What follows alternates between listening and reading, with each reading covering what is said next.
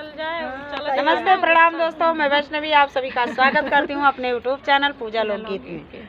आइए, एक बहुत प्यारा सा जीजा साली का मजाक की गीत। आज इनके जीजा आवा हैं। जीजा स्कूटर लेके आओ। हाँ, हाँ, तो इनका जीजा आए हैं। इनके जीजा के ऊपर गीत सुनावे चलते कैसा लगा कमेंट में जरूर बताइए। नीचे उनके जीजा सुनत हैं, खुश हैं बहुत।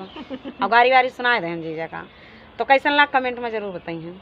हमारे जीजा मोटर गाड़ी चलावई, हमारे जीजा मोटर गाड़ी चलावई, सबके मोटर महारन लागत है, सबके मोटर महारन लागत है। हमारे जीजा फुटई थरिया बजावई, हमारे जीजा फुटई थरिया बजावई, हमारे जीजा रियल गाड़ी चलावई, हमारे जीजा रियल गाड़ी चलावई। अरे सबके मोटरिया में लाइट जलत है, सबके मोटरिया में लाइट जलत है। हमारा जीजा मुँह बत्ती जलावई, हमारा जीजा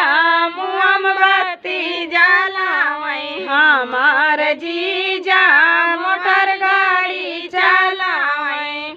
सबके मोटर पेट्रोल से चलत है, सबके मोटर पेट्रोल से चलत है। हमारा जीजा धक्का दई दई चलावई, हमारा जीजा धक्का दई दई चलावई, हमारा जीजा मोटर गाड़ी चलावई। सबके मोटरिया माँ बीबी रहत है, सबके मोटरिया माँ बीबी घूमत है। हमारा जीजा अपन